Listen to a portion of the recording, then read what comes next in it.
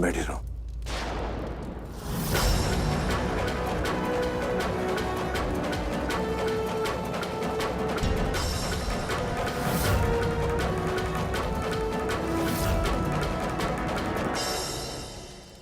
मेरे को आज थारे से माफी मांगनी है।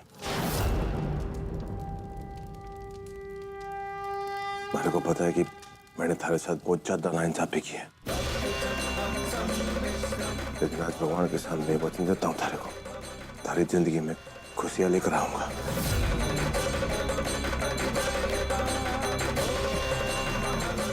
अपनी पत्नी होने का दर्शा दूंगा। केसर भाभी साहब,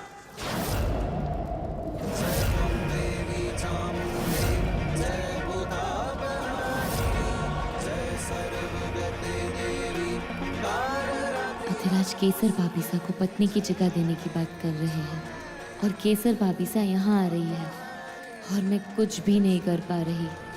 हे देवी माँ, अब क्या होगा?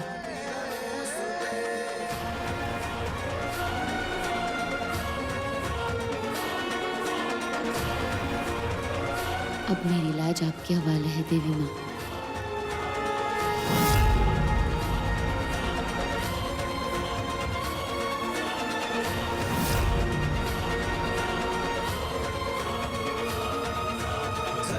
सर्वत्रं दुर्गेश्वरी सत्त्वं इंद्राणी रुद्राणी सर्वेश्वरी पारं पादस्य पादाय चरणं पवित्रं नामं पराशक्ति सर्वाणि पूज्यं देव्यानि भाषाणि भद्रकालितारं पूर्वाणि रूपाणि ममतारहारं गर्जनं गुरुत्वं जटामुखकमण्डलं शूनकालजननं सर्वे रक्षामि।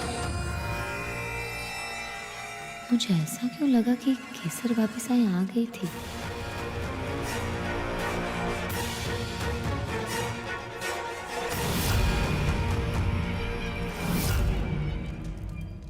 पंडित जी,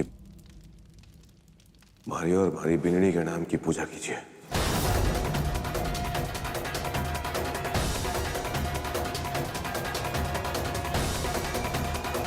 काहे लाड़ी सर? मतलब काहे बिने? बस मासा, कोई सवाल ना, थारे को मारी कसम है। लाड़ी सर इस देवी के साथ पूजा करने जा रहा है। पंडित जी, मैं चाहता हूँ ये पूजा हो। मैं चाहता हूँ कि भगवान के सामने केसर भाभी साहब को अपनी बिंदनी मानूं। शुरू कीजिए। मंगलम भगवान विष्णु मंगलम गरुड़ध्वजम मंगलम पुंडरीकाक्ष मंगलाय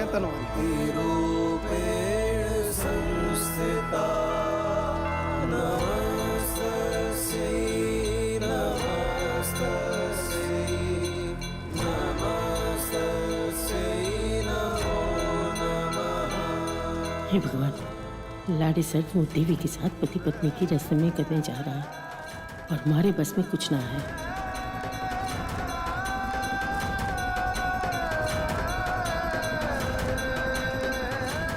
झूठ के बयान पर की गई रस्मों को मैं सच नहीं मान सकती अधिराज, मुझे माफ करना।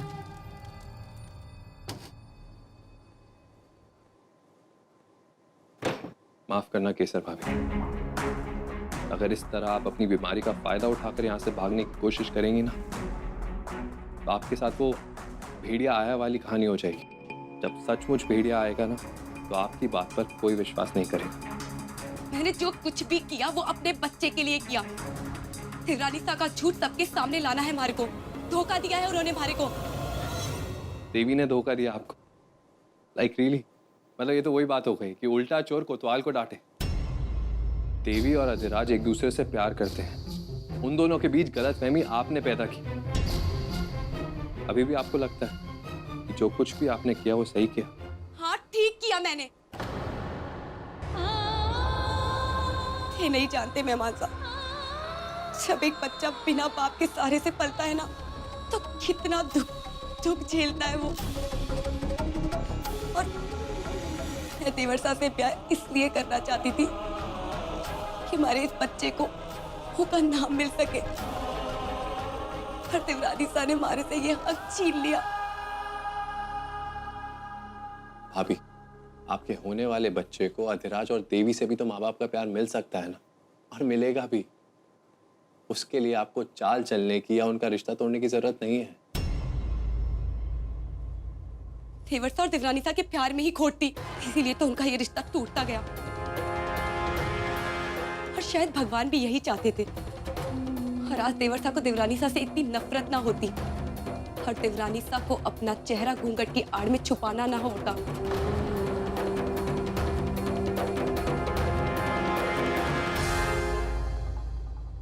और इस पूजा के संपन्न होने के साथ साथ समस्त ब्रह्मांड के 33 कोटि देवी देवता आप दोनों को पति पत्नी के रूप में आशीर्वाद दे रहे हैं।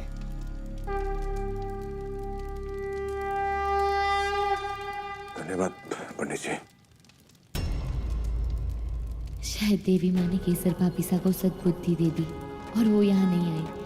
आपका लाख लाख शुक्र है। भाभी साहब,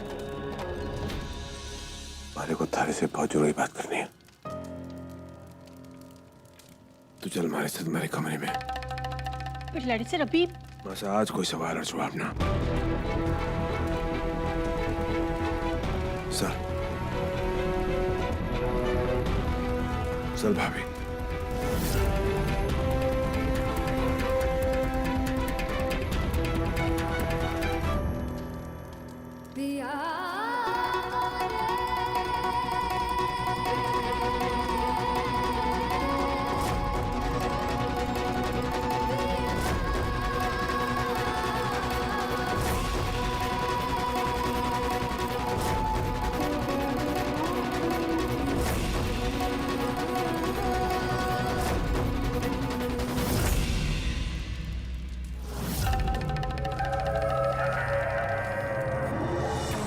अकेले में ले जाके लाड़ी सर क्या करना चाहे हैं? भाभी साहब, मैं थारे से माफी मांगना चाहता हूँ। मारे को मालूम है कि शादी के बाद भी थारे को मैंने मन से अपनी पत्नी अपनी बिन्नी न माना, पर क्या करूं, वो देवी का ख्याल हमारे मन से कभी गया ही ना। अरे बस धोखेबाज छोरी का असली चेहरा हमारे सामने खुल रहा है भाभी साहब। ऐसी क्या बात हो गई देवर साहब? जब मैं थारी फाइल लेके वो डॉक्टरनी के पास गया था, वो छोरा, वो सही छोरा विराट भी आया था वहां पर। साफ सी बात है ना, तो वो देवी के लिए ही ले जाने के लिए आया होगा।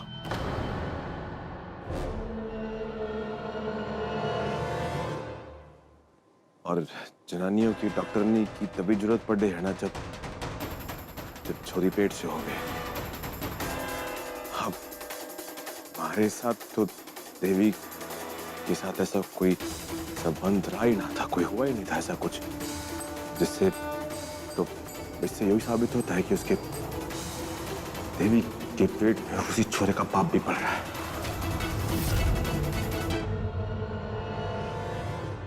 ऐसा ना है देवर साहब, कोई और जरूरत भी हो सकती है।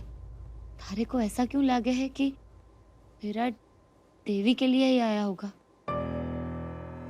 ऐसा भी तो हो सकता है ना कि राह चलते किसी की जरूरत देख ली हो और उसी के वास्ते डॉक्टरनी को बुलाने आया हो। गलतफहमी भी तो हो सके, है ना? हम हरे को कोई गलतफहमी ना दिखे इसमें, सब कुछ साफ साफ है। वो शुरुआत से ही देवी से ब्याह करना चाहता था।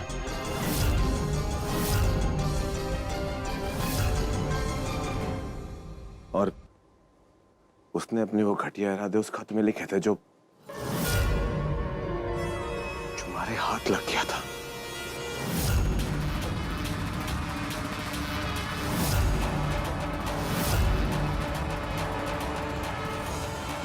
और उसी खत का जवाब देने के लिए देवी उसी कमरे में गई थी जब मैंने उसे रंगे हाथों पकड़ा था।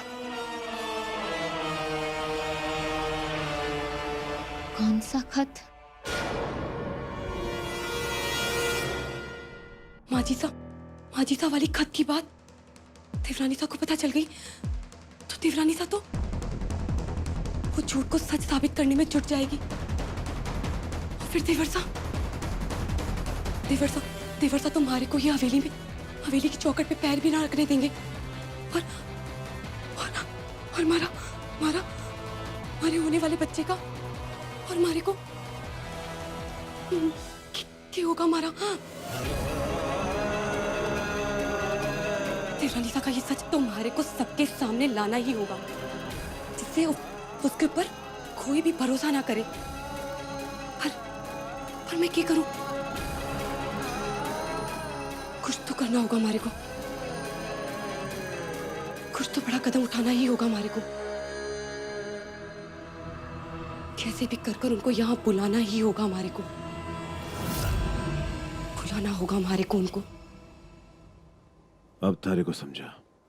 वो खत जो विराट ने देवी के लिए लिखा था ना, और जो कुछ भी लिखा था वो साबित हो गया कि वो सच था। जब मैंने विराट को अस्पताल में देखा, जब वो डॉक्टरनी को लेने के लिए आया था, तभी मैंने फैसला लिया कि मैं थारे को अपनी बिननी होने का दर्जा दूंगा।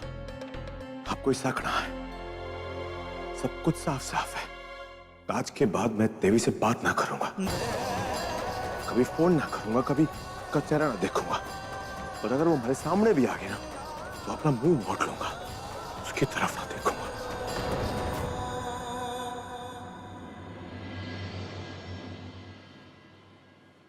मैंने को लगता है कि थारे को भी सोचने का थोड़ा वक्त चाहिए,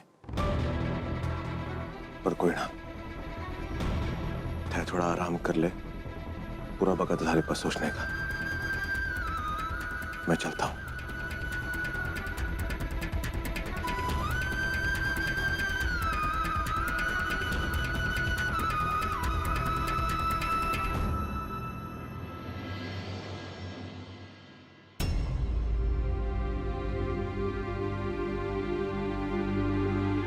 तो एक झूठी चिट्ठी का सहारा लेकर आग लगाई थी मासा। इस चिट्ठी को झूठा साबित करना होगा, यही होगा मेरा अगला कदम। इससे पहले कि गलतफहमी और बढ़ जाए, सारे शक मिटाने होंगे।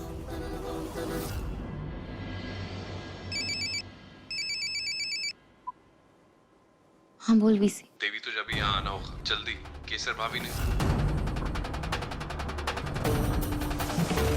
वीसी मैं अभी आ रही हूँ वहाँ पे। दूर रहना हमारे से। देखिए प्लीज मुझे आपका खून रोकने दीजिए। अपने लिए नहीं, कम से कम अपने बच्चे के बारे में तो सोचिए। अगर एक खून बहता रहा तो उसकी सेहत पर असर पड़ेगा। प्लीज एक कदम भी आगे मत बढ़ाना, नहीं तो मैं ना तो अपने बारे में सोचूंगी और ना ही अपने बच्चे के बारे में। अच्छा आप ये मत करिए प्लीज, मैं पीछे हो रहा हूँ। कैसे जेठानीसा? दूर रहना मत, दूर रहना। मैं कह रही हूँ दूर रहो, धोखे मत। नहीं, दूर रहो, मैं बोल रही हूँ। फर्स्ट बॉक्स है। उसका बंद। बहुत खून बह रहा है, पहले मलहम दूर पट्टी। रहना हमारे से। झूठी हमदर्दी देने का नाटक बंद करो थे। क्यों देवरानीसा? कभी प्यार का नाटक, कभी पेट से होने का नाटक, और कभी केसर बनने का नाटक। आज हमारी ये जो भी हालत है ना, वो थारी वजह से है देवरानीसा। नहीं जेठानीसा, ये रहा आपने खुद चुनी है जेठानीसा। और अभी भी आपके हाथ में एक कांच की बोतल है। जेठानीसा, आप उसे नुकसान पहुंचाना चाहते हो जिसकी वजह से ये सब किया आपने? उसे भी खो देना चाहते हो आप?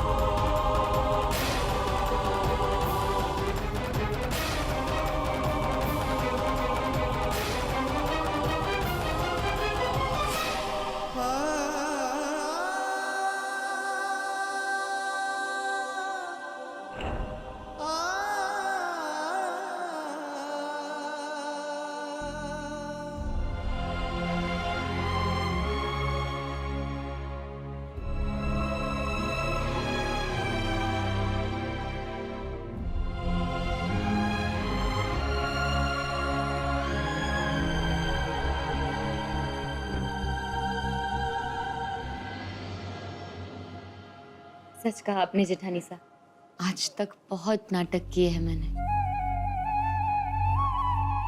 पर वो औरों के लिए, आपके लिए कभी नहीं। आपको हमेशा ही मैंने अपनी बहन माना, अपना सबसे अच्छा दोस्त माना। बहन, दूर रहना हमारे से। बहन और दोस्त मानते ना, तुम्हारे बारे में सोचते थे, लेकिन थे हमेशा अपने बारे में सोचो देवरानी सा। जिंदगी भर विधवा बनाकर एक कोने में रखना चाहते थे ना थे। अरे मैं पूछती हूँ, कौन सा हक है थारा देवरता पे? छोड़कर चले गए थे ना देवरता को, और तलाक भी मान लिया था ना, तो देवरता तो कुंवारे हो गए ना। उनके साथ देवर बट्टू करने का हक मारा था, क्यों छीना हमारे से ये हक? हाँ, क्यों छीना हमारे बच्चे से ये हक? आपका हाथ मत लगाना हमारे को, दूर रहो हमारे से। जेठानी सा, आपका बच्चा मेरा कुछ नहीं लगता। जेठानी सा, आपका ख्याल, आपके बच्चे का ख्याल मैं और अधिराज साथ में रखेंगे। सिर्फ अपने बारे में सोचो हो देवरानी सा, थारी को कोई भी फर्क ना पड़ता। और देवर सा जब थारी नजरों के सामने आ जाते हैं ना, तो थारी को कुछ और दिखाई ही ना देता। हमारे जन्मदिन वाले दिन आपने हमारे को झूठे मुंह बधाई तक भी ना दी, और चले गए थे ना देवरता के साथ। देख रही हूँ, बहुत जहर घोला गया है आपके मन में मेरे खिलाफ। ये भी समझ रही हूँ कि इतनी आसानी से ये नहीं मिटेगा। इसलिए बस इतना कहना चाहती हूँ कि कोई भी मुझसे मेरे पति को नहीं छीन सकता। मैं और अधिराज आपका और आपके बच्चे का, दोनों का ख्याल रखेंगे, पर पति सिर्फ वो मेरे कहलाएंगे।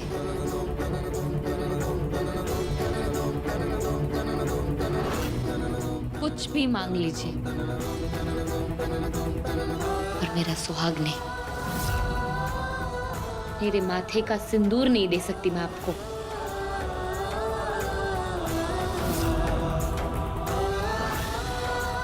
एक औरत अपने माथे का सिंदूर किसी के भी साथ नहीं बांटती।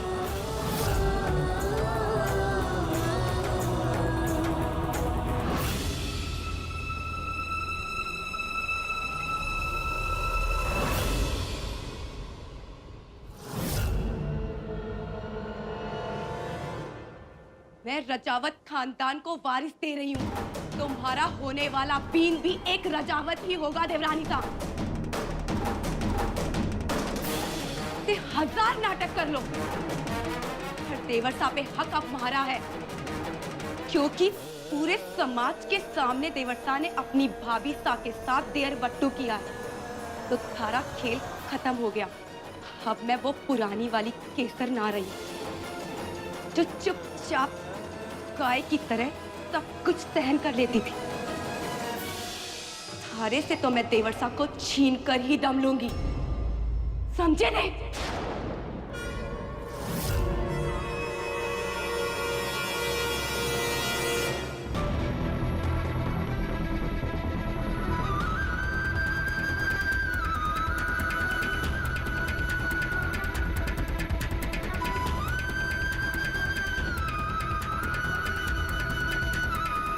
अच्छा हुआ जो आपने हमारे मन की सारी बातें सुन ली, क्योंकि हमारे को थारी तरह छल कपट करके मंडप में बैठना नहीं आता देवरानी सा। आपके छल और कपट की लिस्ट बनाने बैठू ना, बहुत कुछ है मेरे पास बोलने के लिए। मेरा कमरबंद और मेरी चोली विराट के कमरे में किसने रखी?